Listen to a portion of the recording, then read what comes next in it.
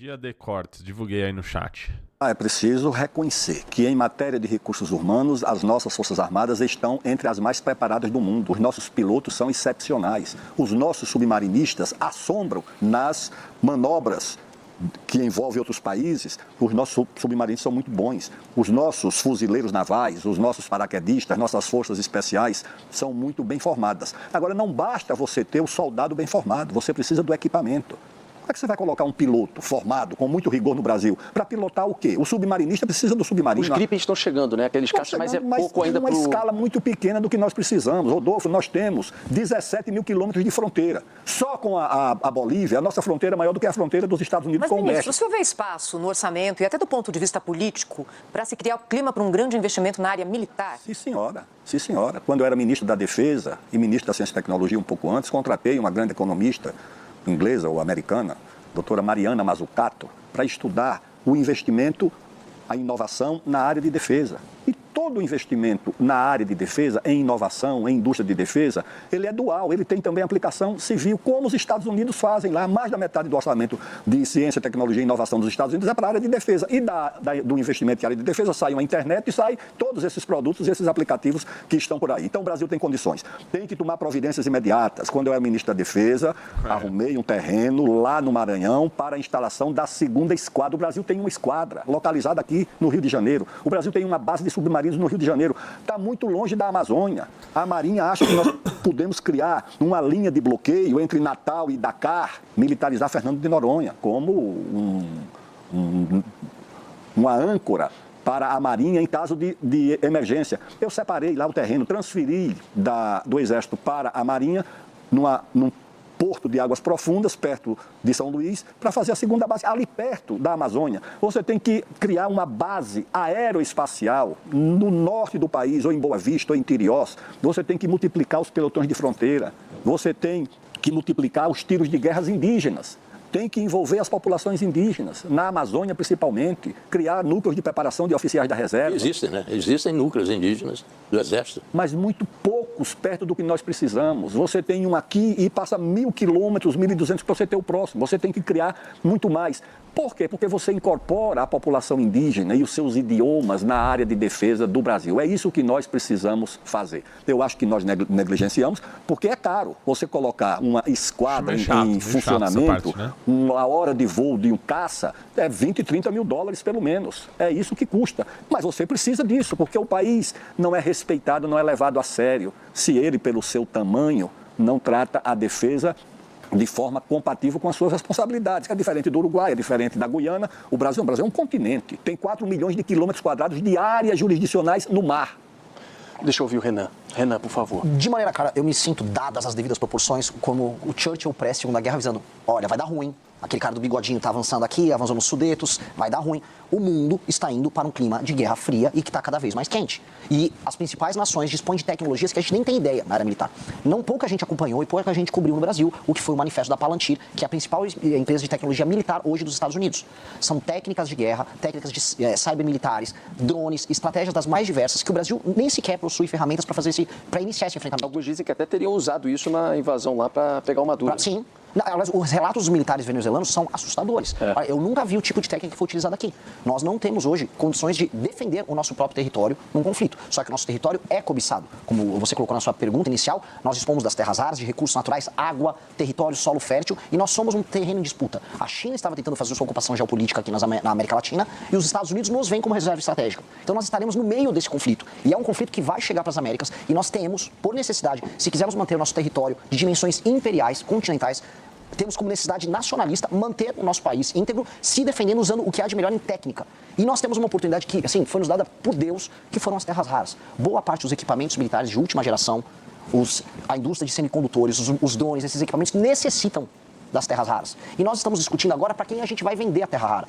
Nós temos que ter uma agenda de competitividade, ter, como ela trouxe, um espaço fiscal, por isso que eu falo muito de reforma fiscal na área da despesa. Tem que ter uma reforma fiscal na área da despesa para sobrar dinheiro para a gente fazer os investimentos corretos e, com base nisso, trazer, negociar com os Estados Unidos ou com a China, ou quem for, não só a produção das terras raras e a exportação delas, mas trazer a indústria de semicondutores, trazer a indústria bélica, fazer acordos de transferência de tecnologia e aí a gente começar a construir uma indústria de defesa de alta capacidade para que o Brasil possa se preparar para o mundo novo que vem aí. Esse mundo novo que vem aí não vai ter o Brasil só como um espectador. A nossa estratégia de sobrevivência nesse mundo é diferente. O pacto, como você colocou, pacto pós-Segunda Guerra Mundial, o multilateralismo, os organismos internacionais, tudo isso estão sendo relativizados. A gente está vendo isso na Ucrânia, viu na Venezuela, vai ver provavelmente em Taiwan.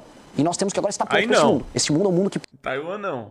Taiwan não. Pode ser muito cruel com o Brasil. Renan, eu preciso chamar aqui o nosso intervalo, mas só para complementar uma questão, a Thaís perguntou sobre como também subsidiar isso, né? Esse aumento de investimento em defesa. O senhor acha que às vezes, por exemplo, a exploração que ainda não aconteceu, regulamentar e explorar mais terras raras, você pode pegar uma parte desse dinheiro e direcionar para investimento em defesa? De onde você acha que pode vir esse recurso que realmente não é pouco para o investimento nessa área? Eu vou mais longe do que isso. Não é apenas para pegar um pedaço dos royalties e direcionar para a área de defesa. Eu estou falando de montar uma cadeia de indústria bélica no Brasil com transferência de tecnologia. O Brasil é o segundo lugar no mundo com mais reservas de terras raras. Portanto, usemos isso como barganha. Tal qual o Vargas soube utilizar durante a Segunda Guerra Mundial a barganha do peso do Brasil para a instalação de indústria siderúrgica aqui. A CSN lá em Volta Redonda. Exato, precisamos utilizar isso como barganha para nos posicionarmos. E é urgente. O problema é que no debate público no Brasil, os dois principais candidatos não falam disso. Um só fala em soltar o pai e outro fala em pé de meia. Enquanto isso, daqui 30 anos, talvez não tenha país para soltar ninguém nem para botar pé de meia. Queria agradecer nesse primeiro bloco ao Renan Aldo Rebelo. A gente está aqui conversando, fazendo uma entrevista com os dois pré-candidatos à presidência da República, nesse canal livre especial aqui de eleições. A gente vai para o intervalo e a gente volta já. Não saia daí que o programa está debatendo diversos assuntos. A gente tem muitas perguntas na manga ainda. Até já. A gente começa esse... Ele vence! Vence! E vence! Aí esse segundo bloco aqui, rapaziada, aí é o que eu chamo de domínio total. Domínio total. Bloco com uma pergunta do Mitri. Vamos lá, Mitri. O Brasil hoje está discutindo aí algumas matérias, que já estão fazendo parte do dia a dia do Congresso, né? Uma delas é essa redução das horas de trabalho, esse projeto que está aí. Um projeto que o primeiro projeto eu chamo de absurdo, que é o 4x3, você trabalha 4 dias e folga 3. Até que seria bom, mas é inteiramente... Ô, Renato, por que você não veio em Santa Catarina, cara? Porque não tem como eu ir assim no meio da semana, cara. Eu trabalho, cara. Só que em maio eu ainda tenho 15 dias de férias pra tirar. Então eu vou tirar 15 dias que eu vou viajar. 15 dias de férias, né? Que eu vou trabalhar viajando, fazendo evento da missão e indo em algumas agendas com o Renan. Então, em maio aí vai ter esse período aí. E não acho que no próximo congresso eu devo ir. Vai ter um congresso do MBL, né? Em Santa Catarina eu estarei aí. Aí é no final de semana. Fora da realidade. Mas o governo tem um outro que vai além disso e de maneira um pouco mais, digamos, amadurecida. A oposição tem sua posição também. Que é o 5x2, né? O 6x1 vai para o 5x2. Com possibilidade de negociar casos específicos, bem diferente do 4x3, que é inteiramente absurdo, né? Mas, enfim, esse assunto veio para ficar, vai ser discutido. Essa é a melhor resposta do Renan, eu acho. Essa ou a do STF? Eu queria a opinião do Aldo e depois a opinião do Renan, porque é um assunto que... Esse assunto estará nas primeiras páginas dos próximos dias. Eu não gosto de mão na já cara, foi aprovado por Renan? Tipo, meio assim, não me pega muito não, tá? Em TV eu sempre sem mão no rosto. Unanimidade na comissão da Câmara. Mas aí é só a constitucionalidade, né, da matéria. Mas a tendência é que esse processo vá reproduzir essa votação na Comissão de Constituição e Justiça, porque todos os partidos, tanto os do governo quanto os de oposição, estão lá representados. Eu vi a declaração do líder do PL, o deputado Sóstenes, dizendo que não ia fazer nenhum contraponto a isso, porque não ia querer dar discurso para o PT e para o Lula. O que é que eu acho? Porque eu acho que a discussão essencial do país, ela fica de fora nesse debate. Qual é a legislação que é seguida pelos dois países que mais crescem ou que têm as economias mais fortes do mundo? Nós devíamos olhar qual é a norma chinesa, qual é a norma norte-americana. Como é que a produtividade do trabalho se orienta por uma legislação que combine prerrogativas, direitos? A China é o país que nos últimos 10 anos mais aumentou salário no mundo, mais elevou renda no mundo. Com que tipo de norma? Com que tipo de política? Porque o governo, na ausência de uma política de crescimento, de desenvolvimento, adotou o caminho de oferecer uma aspiração comum. Claro que o trabalhador prefere trabalhar de segunda a sexta e repousar no sábado e no domingo, mas você tem atividades na economia que necessitam do trabalho no fim de semana, dos turnos no fim de semana. Isso tem que ser incluído. E não é apenas no comércio, é na indústria. Isso tudo tem que ser compatibilizado, mas acho que o governo não tem a ideia... Mas o Congresso vai colocar isso do jeito que o senhor colocou aqui. Vamos ver o que é que o Congresso vai fazer. Eu acho que, nesses casos, o Congresso sempre tende a adotar uma posição moderadora, uma posição de mediação. E o governo, que não tem maioria no Congresso, geralmente tende a encontrar um caminho da negociação para não sofrer nenhum tipo de derrota. Mas acho que é uma agenda que não se dirige para encarar o problema central e fundamental do país, que é retomar a economia, gerar emprego e gerar renda para a população, principalmente para os mais jovens. Mas estará no dia a dia do Congresso. Eu não sei exatamente se a votação vai acompanhar o que aconteceu na CCJ. Para mim, há um vício de origem nessa história. E qual é o vício de origem? O fato de ser uma PEC. Não precisava ser uma PEC. O governo é projeto. Poderia ser um PEC. O que passou na CCJ é a PEC. Foi a PEC, mas o governo vai apresentar um projeto. Como a PEC está andando, o showzinho está rodando na PEC. E me parece que é uma vontade dos parlamentares da esquerda em se promoverem discutindo isso e os parlamentares de direita em não gerar rejeição. Já é a segunda vez que uma pauta que é cara para a esquerda conta com a capitulação da direita. O bolsonarismo lá no PL da misoginia votou junto com a esquerda. E depois fica apontando o dedo para todo mundo, chamando de comunista, se você não apoia cegamente o Bolsonaro. O que é uma covardia, uma capitulação. Inclusive combina muito com o Flávio Bolsonaro, que não gosta de ir em programas como esse aqui e que disse publicamente que não pretende mostrar suas propostas porque isso pode tirar voto dele. Eu tenho que falar o que é impopular.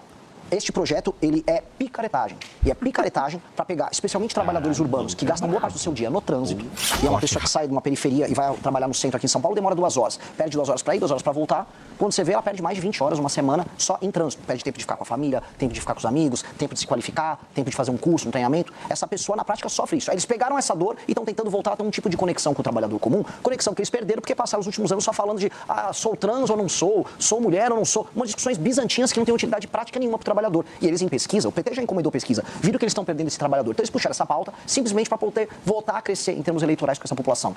Eu concordo com o Aldo no aspecto de que nós temos que acompanhar as legislações internacionais que estão funcionando, e não só dos Estados Unidos e da China. A gente está perdendo nas cadeias globais de produção espaço para o Vietnã, para a Índia, e a Índia está num acelerado processo de industrialização. E quando acompanha as leis trabalhistas em todos esses lugares, elas são muito mais flexíveis. O que eu preciso avisar para o trabalhador brasileiro é: você precisa de flexibilidade para fazer seus contratos e o seu trabalho, como acontece nessas outras nações, em que a renda do trabalhador aumenta e o trabalho formal aumenta. Aqui o trabalho formal diminui e a renda do trabalhador está apertada. E aí me soa, e é isso que eu vi em alguns estados do Nordeste, que parece que o governo quer mais que a pessoa caia na informalidade e depois receba uma bolsa ali e fique dependente do Estado. Eu não acredito nisso. Eu defendo o trabalho formal e regimes, do ponto de vista da relação trabalhador-empresa, regimes mais flexíveis. Contratar uma pessoa, demitir uma pessoa, não tem que ser esse drama todo, como não é nas nações desenvolvidas em desenvolvimento. Mas no Brasil é sempre esse drama. E aí sempre quando você tem um drama, aparece um populista no meio, tentando tirar voto em cima do sofrimento das pessoas. Não acredito, e diferente da direita bolsonarista, nós vamos nos opor publicamente ao projeto. Deixa eu colocar um outro assunto aqui na roda, que está todo dia no noticiário. Aliás, a gente brinca, né? Eu participo do Jornal Gente, na Rádio Bandeirantes, na Band News TV, que há alguns anos não houve edição do jornal em que a sigla STF não tenha sido pronunciada. Mas se eu olhar para trás, há 20, 30 anos, o que se falava do Supremo? Nada. Ninguém sabia, às vezes, nem falar do ministro, isso, né? Nada. Quem compõe, quem gosta do azul, do amarelo. Hoje a gente sabe tudo. Aguinha, rapaziada. Queria ouvir, então, os dois pré-candidatos aqui no Canal Livre sobre isso. Papel do Supremo, se vocês acham que há hoje algum tipo de disfunção no equilíbrio entre os 3 poderes e, caso vocês cheguem à presidência da República, o que é que está na mão do Poder Executivo para resolver um problema, se ele existir, no entender de vocês? Deixa eu começar com o Renan. Bom, a partir de 2012, quando a gente está discutindo embargos infringentes, ali a discussão sobre menção, a gente começa a ouvir falar do STF. E hoje, nós estamos em 2026, ano de Copa, a gente sabe os 11 do STF, mas não sabe os 11 que vão estar na seleção brasileira. E, na verdade, o Xandão e o Neymar são os objetos de polêmica nacional. Mas, a real, o Supremo tem que voltar para sua caixinha. E a caixinha é uma caixinha que ele trata de temas abstratos ligados a discussões sobre constitucionalidade de temas nacionais, e não como última instância de processo. O Supremo brasileiro recebe coisa de 8 mil processos. A Suprema Corte Americana, 50. E eu nem concordo com o modelo da Suprema Corte Americana, que trabalha, às vezes, como, vamos dizer, última instância. Eu acho que o nosso modelo tem que ser de discussões que envolvam, olha, isso aqui é um direito fundamental, não, essa lei que passou, esse direito... É só isso. Atualmente é uma banca de negócios, atualmente é uma entidade que cruza todas as linhas possíveis, seja junto ao Legislativo, seja junto ao Poder Executivo. Atualmente é um instrumento autoritário dos seus pares e ele precisa ser combatido. Essa semana a gente viu um show de horrores do ministro Gilmar Mendes. E olha, ele é reputado como o ministro mais inteligente ali, estudou na Alemanha, fala alemão. É o decano. Tá passando vergonha. Agora deu um presente para o Romeu Zema, adversário de vocês. O Zema fez um videozinho lá de IA e ele pirou com o vídeo. Isso é uma insanidade. O que ele fez com o senador Alessandro Vieira, isso não é normal. Mesma coisa com o Alexandre de Moraes. E aí, quando pegam as coisas indecorosas, as participações no escândalo do Banco Master, eles ficam fingindo de louco. O Alexandre de Moraes, mentira, aquele contrato com a minha esposa não existiu. Como não existiu? Aí depois o COAF pega, não, teve 80 milhões ali que foram depositados. Ah, então existiu. Ah, não, nunca vi ele. Aí depois pegaram, não, ele teve em Trancoso. perigosíssimo estar em Trancoso com um Vorcaro numa festa, né? Mas ele teve em Trancoso. O que tem que acontecer com essas pessoas? Primeiro, tem que chegar um presidente da República que não tenha rabo preso, como foi o caso do Bolsonaro e como é o caso do Lula, e chegar lá e endereçar o tema do impeachment de ministros do STF e uma reforma que acabe com as decisões monocráticas, como acontece no Brasil. 83% das matérias que chegam lá são resolvidas com decisões monocráticas. Estabelecer um prazo máximo para os pedidos de vista que acontecem ali. Proibir de maneira peremptória. Esse prazo já tem, são 80 dias agora. Mas, assim, Demorou. O problema é que não são cumpridos e quem deveria fiscalizar eles não fiscaliza, que são eles próprios. Então, essas loucuras que acontecem. Outra coisa, os escritórios de advocacia ligados a parentes. Outra coisa, o tal do foro privilegiado. Código de conduta. É que é uma discussão que está rolando ali. Eu acho essencial o código de conduta e isso inclui também a impossibilidade de escritórios de advocacia ligados a familiares. O outro ponto que eu acho também é importante, ela não ser a corte que cuida do tal foro privilegiado. Hoje, sejamos honestos, deputados e senadores não falam sobre o assunto e não vão tocar impeachment de ministro do STF, como, aliás, o Flávio Bolsonaro não vai tocar, porque ele tem rabo preso com o Gilmar Mendes e com o Dias Toffoli deve favor para eles, significa que vai cuidar especificamente desses casos. E ainda tem outro tema, que é caro também pro ministro Aldo, que é o caso das ONGs que fazem lobby junto, vamos falar os nomes, com Rede de Sustentabilidade, com o PSOL, que chegam lá e ficam brecando obras, parando projetos que passam. Vocês vão ver, podem aguardar. A tentativa de sabotagem ao licenciamento ambiental que a gente vai ver nos próximos meses. Vão tentar sabotar o licenciamento ambiental que vai botar um monte de obra para andar no Brasil, simplesmente porque sim. Porque tem uma agenda internacional financiada com ONGs tocadas e financiadas por nossos concorrentes internacionais que vão tentar usar o STF para sabotar o país. Não podemos deixar. Eu, como presidente da República, não deixarei. E nós temos que ter, vamos dizer, uma política que empodere agora o Executivo, porque as pessoas votam no presidente da República, e que recoloque o STF nas suas funções naturais. O Legislativo também, e aí peço para as pessoas votarem direito esse ano, né? Não tem que ter palhaços, tem que ter pessoas corajosas e probas para tocar esse assunto de maneira inteligente. É isso que eu clamo para a população brasileira. Agora, aí tem uma questão fundamental, que seria a reforma política. A nossa representação política no Brasil é inteiramente... Aí ele fez de novo. Ele fez de novo! Ele fez de novo! equivocada, ela não representa o que deveria representar. Há alguns projetos muito bons que estão perdidos por lá, propondo voto distrital, sistema misto, como na Alemanha, propondo voto em lista, e isso deve voltar agora. Eu queria saber a opinião de vocês. Voto distrital, vai? Não vai? O voto atual, ele funciona? Claro que não funciona. Vocês concordam com isso? E depois vamos falar também da mudança total da relação executivo-legislativa. Mas deixa eu só também ouvir senão o Aldo não vai perder essa oportunidade de falar sobre o Supremo e aí ele emenda sobre o modelo político brasileiro. De ouvir o Aldo também sobre o STF e o papel. O problema é que nós vivemos no país um processo de insegurança jurídica que tornou-se insegurança institucional. A segurança institucional é porque não há limite na relação entre os poderes, já que o Supremo tornou-se o poder dos poderes. Ele subtrai atribuições do Executivo, ele subtrai atribuições do Legislativo. E o que eu posso dizer em resumo é o seguinte: com essa circunstância, com esse Supremo, o Brasil é ingovernável. O presidente Lula vai nomear agora, se nomear o Dr. Messias, o 11º ministro do Supremo dos governos dele. Com mais 5 que foram nomeados pela presidente Dilma, são 16 ministros do Supremo do mesmo grupo político. Qualquer presidente da República que tente confrontar essa orientação, o pessoal, uma ONG, entra no Supremo e a decisão é revogada. Como é que suspender a Ferrogrão? A Ferrogrão é uma ação de uma ONG com um partido inexpressivo e o Ministério Público. Então, ou você confronta, e confronta não é com bravata, não é com ameaças, confronta institucionalmente. A mão na cara, Renan, porra. Ninguém vai governar o Brasil. E tem que se fazer isso no dia 1º de janeiro. Isso é inadiável. Porque se você não remove essa ação de um Supremo que se julga acima da Constituição, se um presidente da República não chegar a hora e dizer o seguinte: eu estou impedido de cumprir essa decisão do Supremo porque ela fere a Constituição. Porque a ideia que se criou é que o Executivo e o Legislativo estão submetidos à Constituição e o Supremo é a Constituição. Não. O Supremo está tão submetido à Constituição quanto o Executivo e o Legislativo. Mas essa ideia não é a que prevalece no Brasil. Então, o primeiro passo é confrontar essa situação. Mas há uma gravidade nisso, né, ministro? Você acha que, em alguns casos, o Executivo poderia confrontar decisões da Suprema Corte? Sim, senhora. E deve fazer isso. Ou seja, se o ministro do Supremo diz ao presidente da República que ele não pode nomear fulano de tal para o ministério, como aconteceu com a presidente Dilma, como aconteceu com o presidente Michel Temer, ou como aconteceu com o presidente Bolsonaro no caso do delegado, ele não tem por que obedecer a uma decisão dessa. Ela é inconstitucional. A Constituição determina que nomear ministros é uma atribuição do presidente da República. Se ele vai nomear um ministro problemático, etc., ele vai responder por isso. Essa decisão não cabe ao Supremo. Infelizmente, é o que tem acontecido. O Supremo toma uma decisão sobre marco temporal, confrontando a própria Constituição, que está lá no artigo, acho que é o 231, dizendo que esse marco temporal existe. O Congresso toma uma outra decisão reafirmando o marco temporal. O Supremo toma uma outra decisão dizendo que não existe e você tem no país duas decisões conflitantes de dois poderes distintos sobre a mesma matéria. Isso é uma espécie de anarquia institucional. Isso tem que ser enfrentado e resolvido, porque se você não começar pelo Supremo, você resolve dizer o seguinte: O Ministério Público não pode mais perseguir investidor. Não pode mais perseguir, como faz hoje. O Supremo vai dizer não pode. O IBAMA não pode mais demarcar unidade de conservação. O Supremo vai dizer pode. A FUNAI não pode demarcar mais terra indígena onde não existe índio, como tem acontecido. O Supremo vai dizer pode. Então você tem que enfrentar, em primeiro lugar, essa corporação Supremo. Mas você prega o confronto puro e simples? Não estou pregando o confronto, não. Uma mudança de legislação. Isso aí, quer dizer, o Supremo toma uma decisão e o presidente da República diz não cumpro. Aí eu confronto. Como é que seria preparar o caminho para que se possa tomar essa atitude sem que seja um confronto institucional? É o Supremo. Pão Sírio mandou R$10. Será que após esta sabatina para outros candidatos, vão tentar fortemente barrar o Renan nos debates? O Renan foi brutalmente bem... Não, porque eles já tentam fazer isso, independente dessa sabatina, né? Eles já tentam isso. O Supremo vai... E não vão conseguir. Recuar do seu poder de mando sobre o país, de decidir no lugar do presidente da República. Agora mesmo, o governo quebrado, porque o país quebrou, não vai quebrar em 2027, quebrou agora, o governo não tem dinheiro para as universidades, tem 50 universidades em greve, não tem dinheiro para botar o avião da FAB para voar, não tem dinheiro para botar as agências para funcionar, o Brasil está sofrendo um apagão. O que é que o governo faz? Contingenciamento dos recursos. Aí chegou um ministro e disse, não, pode contingenciar tudo menos o dinheiro do Ministério Público. Então o Ministério Público é mais importante do que a saúde, a educação, o transporte, a moradia, a segurança, a defesa. Aí chegou um outro ministro e disse, tudo bem, mas também não pode contingenciar os recursos da área de meio ambiente, os recursos do Ministério do Meio Ambiente. Isso é uma decisão do Executivo. A distribuição dos recursos, depois de votados no Congresso, no orçamento, isso é do Poder, não é do Supremo. O presidente da República tem que enfrentar essa situação.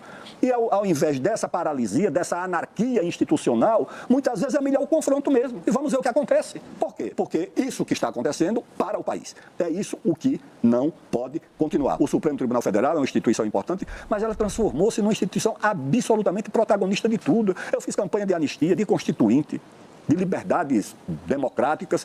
Eu não sabia o nome do ministro do Supremo. A anistia de 79 foi negociada entre o governo do presidente Figueiredo e o Congresso, com o país se mobilizando, comitês da anistia, mobilizações.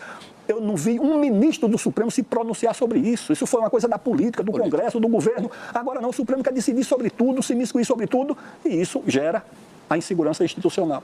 Ministro, hoje a gente sabe não só o nome do ministro do Supremo, quanto o nome da mulher do ministro do Supremo, o nome do resort da família do ministro do Supremo, e aí vamos, né? E isso gera uma coisa muito grave, para concluir, que é o seguinte, a separação entre o poder e a autoridade. O poder é concedido por uma norma, a Constituição concede poder ao ministro do Supremo, ao presidente da República, ao deputado, ao governador. A autoridade é concedida por uma biografia, por um tipo de comportamento.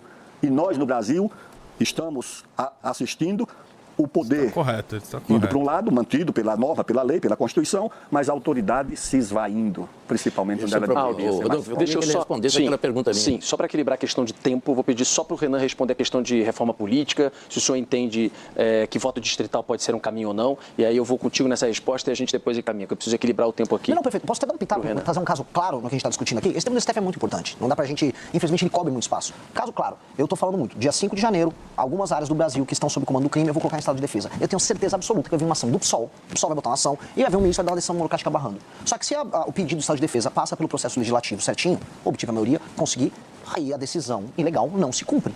E nós temos que estar prontos para ter um presidente da República que não obedeça uma decisão ilegal que venha do STF. Decisão ilegal não se cumpre. Inclusive já não se cumpriu antes. Uma vez houve uma decisão do Marco Aurélio mandando afastar o Renan Calheiros, 2016. Renan Calheiros, com nenhuma qualidade moral, vamos deixar claro, falou não. Rolou um impasse e derrubaram. Que eu acho que está na hora de fazer isso. O Bolsonaro ficava comprando, a gente comprou muitos conflitos do período do Bolsonaro, em que ele ficava gritando, não gosto do Xandão. Aí depois chorava no telefone com o Xandão, como foi relatado, pediu ajuda para Michel Temer. Não é assim que se resolve. Institucionalmente você vai ter que dar um break. Porque o Supremo vai fazer o quê? Vai te dar um golpe de Estado? Nós precisamos falar, se o processo legislativo foi tocado através dos seus agentes devidamente constituídos, se o presidente devidamente constituído entrou, vamos dizer, no cumprimento das suas atribuições com um projeto, isso tem que ser respeitado pelo STF. Não é porque eles querem discutir direitos humanos em Harvard que vai ser derrubado. Isso tem que ficar claro. O próximo presidente da República vai ter que lidar com esse problema. E a gente não vai poder fugir desse assunto. Indo para a questão da reforma política. Eu não acredito no voto distrital puro, porque o voto distrital puro no Brasil é apenas empoderamento do centrão.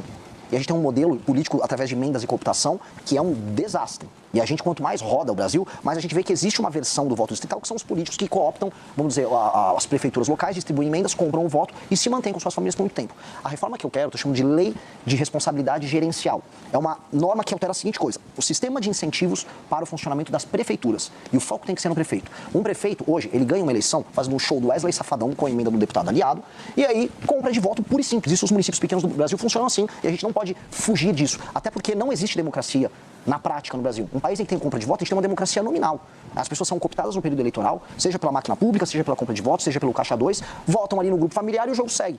Nós precisamos, então, fundir municípios, estabelecer critérios objetivos de avaliação dos prefeitos, de modo a um prefeito, se quiser participar de uma reeleição, ele vai ter que cumprir no mínimo. Se tem 10% de cobertura de esgoto naquele município, entrega, vamos por 20%. O IBGE, o IPE, órgãos podem trabalhar nisso. E estabelece esses critérios. Melhora no ranking do SAEB, melhora cobertura de esgoto, melhora índices ligados ao atendimento nas UBS, nos municípios. Obteve esses índices, participa da reeleição normalmente, pode até fazer seu show do Wesley Safadão. Não obteve esses índices, o prefeito tem que ter uma sanção. E a segunda coisa, que é super simples de resolver, o fundo partidário eleitoral no Brasil, que já é altíssimo, ele não tem que ser condicionado pelo número de tiriricas ou Nicolas Ferreiras ou Érica Ziltons que você elege no seu partido. Ele tem que ser condicionado a esses critérios de desempenho objetivo dos seus prefeitos. Então, um partido tem os prefeitos obtêm bons índices de desempenho metrificados de maneira objetiva, portanto, atendem ao interesse da população local, mesmo quando a população local não saiba avaliar. A população local no Brasil não sabe avaliar, por exemplo, a importância do saneamento básico. Não cobra, eu quero meu saneamento, ninguém cobra, até porque a obra está acontecendo debaixo da terra. E aí ninguém liga mesmo com o marco do saneamento aí no passado. Então, fazer isso obriga os partidos a, eu quero colocar bons prefeitos que vão obter bons índices de desempenho e assim eu tenho mais dinheiro para reinvestir em mais bons prefeitos e administradores públicos de qualidade. Com esse sistema de incentivo, de um lado, e com a punição para o líder político local e para o partido não poder concorrer à eleição, inclusive ficar inelegível por 8 anos naquele município, aí a gente começa a balancear, a gente estabelece critérios objetivos de avaliação. E isso a gente começa a dimensionar a necessidade das emendas, a função dos deputados federais e a função dos partidos políticos. Porque hoje o partido político é só um nome. Qual a diferença do PSD para o PP, para o União Brasil, para o MDB? Praticamente não serve para nada. A representação popular, do jeito que está, se manteria. Lógico, você volta na eleição. Acontece que um prefeito fica 4 anos no município, pega aquele município com 2% de esgoto, e aí termina com 2% de esgoto, ou água potável, e a população relege, a população relege ele porque a população está num nível de pobreza, ela naturalizou o absurdo. E aí esse prefeito não tem nenhuma obrigação em aumentar a atividade econômica naquele município, nenhuma, continua com o pires na mão pedindo dinheiro do fundo de participação dos municípios, o dinheiro chega, ele não faz nada de útil, faz o famoso show do Wesley Safadão, do Natanzinho no município, coloca a turma na prefeitura, coopta a galera, faz caixa 2 com o dinheiro desviado das emendas que estão na casa dos mais de 60 bilhões, e o jogo segue e ele é reeleito. Quando a gente vai nas pequenas prefeituras, nos lugares mais pobres do Brasil, a gente vê isso. Por que é reeleito o prefeito que não melhora nenhum indicador básico? O prefeito, portanto, não está cumprindo seu papel constitucional de atender às demandas da população.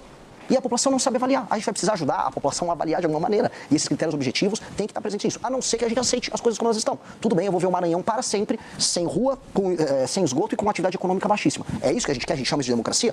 Eu não consigo concordar. Então uma reforma tem que passar por isso. Porque se não alterar isso, é distrital misto, é distrital puro, é o modelo alemão, é o modelo português com a lista fechada, não vai fazer diferença. Porque o sistema de incentivos vai ser o mesmo. Aldo, a gente está indo para o final já do programa.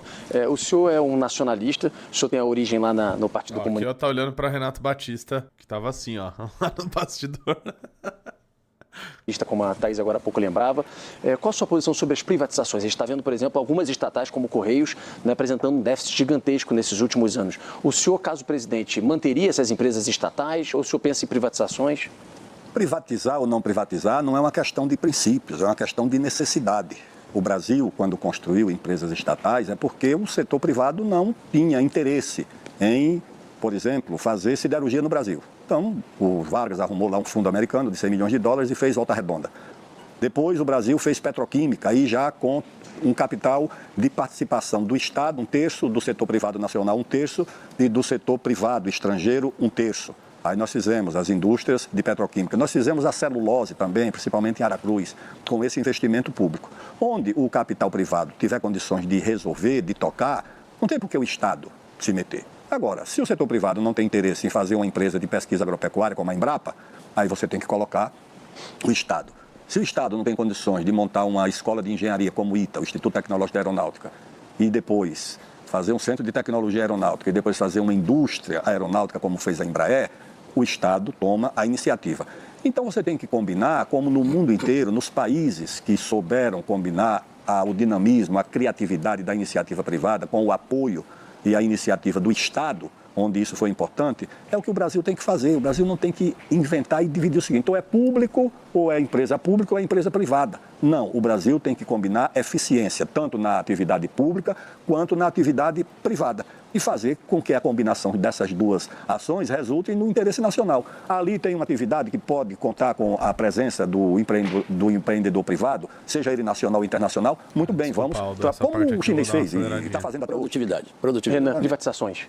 Sou favorável, dependendo do caso. Agora, num modelo mais amplo, a gente tem que entender que com a chegada da inteligência artificial, machine learning, a gente vai poder utilizar a centralidade do Estado de maneira eficiente como nunca antes na história do Brasil. Eu estou muito otimista. A Petrobras ser pública ou ela ser privada é pequeno perto do que a Petrobras e o setor todo vai poder fazer um mundo em que o conhecimento ele vai ser compartilhado.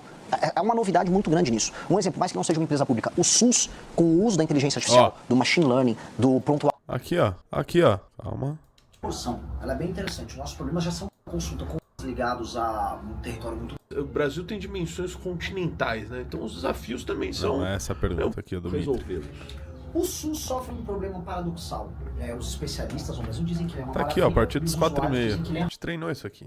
Usuário único, de aplicativos que vão fazer com que você possa se consultar com o médico na hora, ele vai passar por uma revolução nos próximos anos. Eu era, como liberal, meio, não gosto do SUS, tudo que é meio, tem único no nome, eu sou meio contrário. Hoje eu já olho o modelo centralizado do SUS, junto com a tecnologia, com o machine learning, como uma dádiva. A gente vai poder fazer uma revolução na área da saúde, como os Estados Unidos hoje não podem fazer. Como a Inglaterra está pensando em fazer, como El Salvador, a gente citou o Bukele agora há pouco, está fazendo, e o modelo deles é sensacional. A gente fala muito de segurança, mas a área da saúde é uma revolução. E aí, a centralidade do Estado, o papel articulador de forças, agora surgindo também como um papel articulador de inteligência, pode tornar o Brasil um país muito, não só eficiente em entregar seus serviços, mas muito poderoso. A gente poder usar as terras raras, utilizando o Estado como, por exemplo, um fomentador dessas empresas de tecnologia, que vão fazer transferência de tecnologia com empresas americanas e explorando esses recursos, o Estado não passa a ser um inimigo, ele passa a ser um parceiro nessa construção. E eu acho que esse futuro vai ser próximo. A gente precisa finalizar. Aldo, 1 minuto, se você puder também, Renan, na sequência, bem considerações finais. Você tem uma ideia do que é o Brasil. Em 2015, eu era ministro da Defesa, tinha sido ministro da Ciência e Tecnologia, recebi um grupo grande de pesquisadores, ministros, alemães. Sabe no que eles estavam interessados? Em terras raras. R$ 9,14. A melhor entrevista de Renan sempre será a próxima. Amanhã tem mais, hein? 16 anos, nós vivíamos 11 anos, nós vivíamos uma situação de interesse do mundo por essas terras raras. O Brasil tem maiores reservas, o Brasil não tem prospecção nem conhecimento, 30%. A China já conhece tudo o que tem. Então o Brasil tem essa fronteira promissora, ela pode de fato alavancar o Brasil. Daí vem o excedente que o Brasil pode se reindustrializar em alta tecnologia. Então nós devemos olhar para o país com otimismo, com confiança. O destino nos deu o que não deu ao mundo. O destino nos deu fronteira agrícola, fronteira mineral, fronteira de energia. Agora, as escolhas não ajudaram o Brasil. Então vamos fazer com que, ao encontro do destino, venha uma escolha que faça o Brasil olhar para o futuro com esperança, que é o que nós precisamos. Renan. Bom, olhando aqui para o nosso espectador, tá nessa câmera aqui, tá nessa aqui, de maneira clara para o nosso espectador, disseram para você que o seu futuro é viver numa casa com muro, com medo de sair na rua porque pode ter seu celular tomado, tendo um emprego porcaria e assistindo as grandes coisas do mundo acontecerem em outros países. Estados Unidos, Japão, China, Coreia. Você aqui no Brasil é um espectador e no máximo torce para um time de futebol que hoje nem é tão competitivo. Pois bem, o Brasil pode ser glorioso. Você pode viver num país em que o bandido vai ser muito preso ou morto quando precisa. Você pode viver num país em que ganhar dinheiro não será um privilégio, mas será a regra. Você pode viver num país que será uma das 5 nações mais importantes do mundo. Você precisa ter imaginação, sonho e acreditar nas pessoas certas na hora certa. Não fique nessa história de Lula e Bolsonaro. Isso é o passado. O futuro e o presente já estão chegando. E o futuro, meu amigo, é glorioso. Aguardo você nessa aventura. Queria muito agradecer ao Aldo Rebelo, pré-candidato, também ao Renan Santos, pré-candidato também à presidência da República, pela presença aqui no Canal Livre. Até uma próxima oportunidade. Obrigado, até uma próxima. Agradecer ao Mitre, a Thaís e principalmente a você de casa pela audiência aqui no programa de hoje. Até semana que vem. Bom finzinho aí de domingo, boa semana. Tchau, tchau.